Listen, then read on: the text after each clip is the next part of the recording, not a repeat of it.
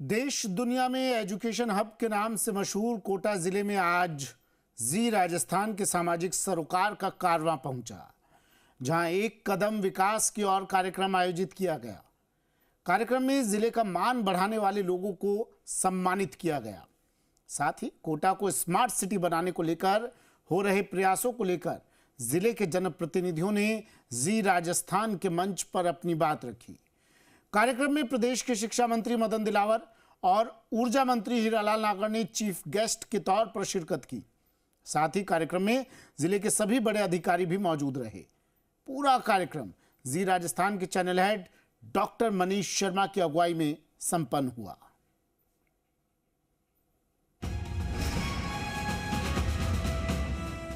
प्रदेश की शिक्षा नगरी कोटा में जी राजस्थान के सामाजिक सरोकार का कारवां पहुंचा और एक कदम विकास की ओर कार्यक्रम का आयोजन किया गया।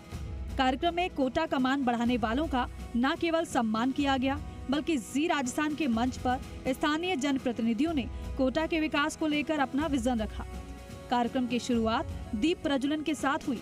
इस मौके पर जी राजस्थान के channel head doctor Manish Sharma ने बोलते हुए कहा कि ये कार्यक्रम एक सोच है।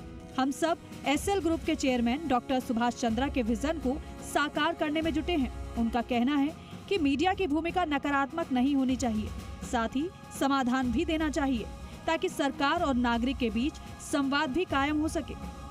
ये कार्यक्रम एक सोच है। जी मीडिया समूह के चेयरमैन डॉक्टर सुभाष चंद्रा हमेशा एक बात कहते हैं कि मीडिया की भूमिका नकारात्मक नहीं होनी चाहिए। मीडिया का मकसद हंगामा खड़ा नहीं करना, सिर्फ साथ ही साथ समाधान भी खोजिए, कुछ ऐसा भी कीजिए जिससे जनता और सरकार के बीच हम एक सेतु का काम कर पाएं, एक संवाद स्थापित कर पाएं। और तभी होगा जब अंतिम पंक्ति में बैठे व्यक्ति को सरकारी योजनाओं का लाभ मिल पाए, सरकारी योजनाओं के बारे में उसे जानकारी मिल पाए। और इसी मकसद को लेकर हमने डॉक्टर सुभाष चंद्रा के निर्देशन में एक कदम विकास की ओर कार्यक्रम को शुरू किया और आज हम कोटा की जनता के बीच पहुंचे हैं। यहाँ के मुद्दों को राष्ट्रीय मंच देने के लिहाज से यहाँ के आम व्यक्ति की जो आवाज़ है उसको राष्ट्रीय मंच प्रदान करने के लिए आप सभी का लंबे अरसे से प्यार हमें मिलता रहा है और यही नतीजा भी है कि जी राजस्थान निर्विवाद नंबर 1 चैनल है और ये सब कुछ हुआ है आपके प्यार की बदौलत। वहीं कार्यक्रम में चीफ गेस्ट के तौर पर शिरकत कर रहे प्रदेश के शिक्षा मंत्री मदन दिलावर ने कहा कि मौजूदा समय में कोटा जिला तेज गति से प्रदेश में विकास कर रहा है, चाहे वो शिक्षा का क्षेत्र हो या फिर ग्रामीण। हिंदुस्तान का पहला सैनिक राज्य विद्यालय कोटा में बनने जा रहा है। प्रदेश में सरकारी स्कूल आगे बढ़ रहे हैं और हमारा उद्देश्य है कि कोई भी शिक्षा से वंचित ना रहे। हिंदुस्तान का पहला राजकीय बालिका कन्या विद्यालय, कन्या सैनिक विद्यालय होगा तो कोटा जिले में होगा और उसकी ज़मीन हमने निश्चित कर ली, आवंटित हो गई है और इसके लिए कुछ पैसा हमने प्रारंभ करने के लिए दे दिया है। मैं समझता हूं कि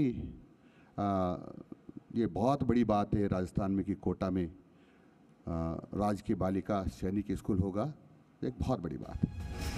प्रदेश के ऊर्जा मंत्री हीरालाल नागर ने जी राजस्थान के कार्यक्रम की तारीफ करते हुए कहा कि जिस तरह प्रधानमंत्री मोदी ने 2047 तक विकसित भारत का सपना देखा है, उसके लिए जरूरी है कि हमारा आधारभूत ढांचा मजबूत है, तभी हम ये सपना साकार कर सकते हैं। जिले में एक्सप्रेस का विस्तार हो रहा है और कोटा में 2027 में एयरपोर्ट का उद्घाटन होगा।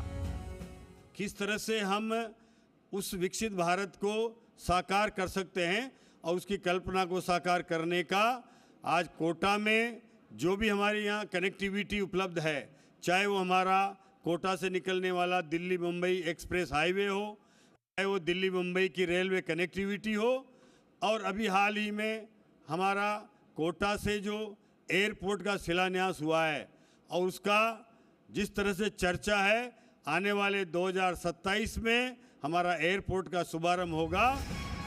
कोटा के संभागीय आयुक्त अनिल कुमार अग्रवाल ने कहा कि कोटा को एक आईटी हब बनाया जाएगा।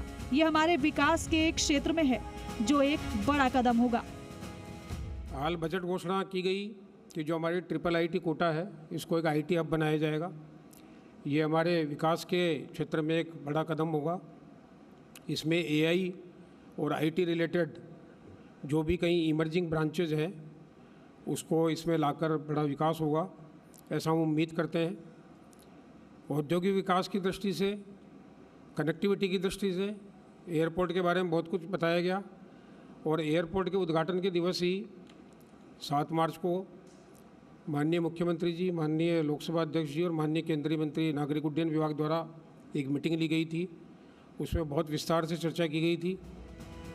वहीं कोटा के जिला कलेक्टर पीयूष समारिया ने कहा कि कोटा में 12 स्कूल पहले से ही पीएम श्री घोषित हो चुके हैं, जिनके लिए अलग से बजट निर्धारित है और हमने 12 स्कूलों के लिए प्रपोजल दिया हुआ है, जिनको हम पीएम श्री घोषित करेंगे। साथ ही कोटा में एक इंडस्ट्रियल कॉरिडोर बनाने की संभावना है। एक बैठक होती है हर महीने माननीय मुख्यमंत्री की अध्यक्षता में और जितने भी हमारे डेवलपमेंट वर्क है उनका रेगुलर इसमें रिव्यू किया जाता है और देखा जाता है कहाँ पे कितने रिफॉर्म्स इसमें फास्ट अग्रसर हो रखे हैं और कौन सी एडवांस स्टेज पे चल रहे हैं। तो इसी कड़ी में मैं बताना चाहूँगा कि एजुकेशन के सेक्टर में जितने भी हमारे स्कूल के लैंड अलॉटमेंट्स हैं सभी वी हैव इंश्योर्ड कि 100% हो चुके हैं। शहर में जहाँ पे भी कमी आ रही है उनकी वैकल्पिक व्यवस्था के प्रयास किए जा रहे हैं KDA के माध्यम से और जितने भी स्टूडेंट्स हैं उनको और भी बेटर सुविधाएं कैसे दी जा सकती हैं through a smart way of teaching और स्मार्ट लर्निंग, उस पर हमारा स्पेशल प्रयास है। वहीं कोटा रेंज आईजी राजेंद्र प्रसाद ने जी राजस्थान के कार्यक्रम की तारीफ की और मंच से पुलिस कर्मियों के सम्मानित करने को अच्छी पहल बताया। साथ ही कहा कि इससे काम करने का मनोबल बढ़ेगा। पुलिस के कई कार्य ऐसे हैं जो किए तो जाते हैं परंतु नज़र नहीं आते हैं। जैसे कोई बड़ी वारदात हो गई, हम उसके लिए 24 घंटे हमारी पूरी टीम मेहनत करेगी, घूमेगी। नहीं खोल पाई तो जनता की नज़र में वारदात तो नहीं खुली, लेकिन उन्होंने मेहनत उतनी की। तो मैं जी राजस्थान का इस बात के लिए आभार व्यक्त करूंगा कि उन्होंने हमारी जो एक नेगेटिव इमेज बनती है उसको सुधारने के परिप्रेक्ष्य में जो कार्य आज उनके अच्छे कार्यों को पहचान करके सम्मानित करने का प्रयास किया गया, उसके लिए मैं उनका हार्दिक आभार व्यक्त करता हूं। कार्यक्रम में जी राजस्थान के मंच पर लाडपुरा विधायक कल्पना देवी और कोटा दक्षिण विधायक संदीप शर्मा ने कोटा के विकास को लेकर अपना विजन रखा।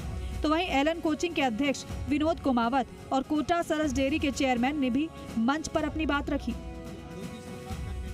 बरसों से समस्या या हमारा क्षेत्र वंचित रहा है।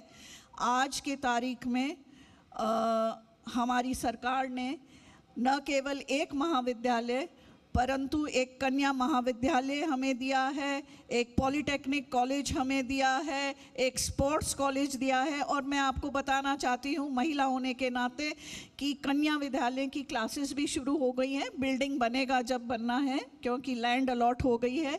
कोटा शहर को लेकर लोगों का एक सपना था। हमारा जो शहरी क्षेत्र है उसमें अधिकतर पार्क है। हमने सबसे पहले उन पार्कों को लेकर काम किया और लगभग 100 करोड़ से भी अधिक के कार्य हमारे कोटा शहर के अंदर KDA के माध्यम से कराए जा रहे हैं। उन पार्कों को बहुत सुंदर और अच्छा स्मार्ट पार्क बनाने का काम हम KDA के माध्यम से करवा रहे हैं। जैसे कि मैम ने कहा कि एजुकेशन के बारे में कोटा और क्या अच्छा कर रहा है। एजुकेशन के लिए बहुत से बच्चे ऐसे होते हैं जो अच्छी एजुकेशन के लिए, हायर एजुकेशन के लिए कोचिंग या ट्यूशन्स वगैरह नहीं कर पाते हैं। ऐसे बच्चों के लिए इवन सरकार ने भी एक अच्छी योजना बना रखी है, अनुप्रति योजना, जिसके तहत सरकारी स्कूलों के हिंदी माध्यम के बच्चों को एक टेस्ट के थ्रू सिलेक्ट किया जाता है और उन बच्चों को कोचिंग पढ़ने की सुविधा दी जाती है। किसानों के बारे में ये कहना चाहूँगा कि हमारे इसमें हमने जो हमारे सांसद और लोकसभा अध्यक्ष ओम जी बिरला साहब की गाइडलाइन के अकॉर्डिंग जो राजस्थान के अंदर जिस प्रकार से सारे दूध संघों को निर्देश दिया गया कि हमारा जो दूध संकलन के अंदर जो सबसे अधिक भागीदारी जो 75-80% है वो महिलाएं की होती है। इसलिए जो समितियां DCS हम जो है उसको खोलते हैं, गाँव में समिति बोलते हैं उसको, दूध कलेक्शन सेंटर खोलते हैं, उसमें महिला की भागीदारी 60% होनी चाहिए। शिक्षा नगरी कोटा में बड़ी तादाद में लोग जी राजस्थान के कार्यक्रम एक कदम विकास की ओर के गवाह बने और सभी ने जी राजस्थान के इस कार्यक्रम की तारीफ की। जी राजस्थान के मंच से channel head doctor Manish Sharma ने लोगों को विश्वास दिलाया कि जी राजस्थान सूबे का नंबर 1 चैनल होने के नाते इस तरह के कार्यक्रम आगे भी करता रहेगा और जनता की आवाज बनकर सरकार तक लोगों की बात पहुंचाता रहेगा।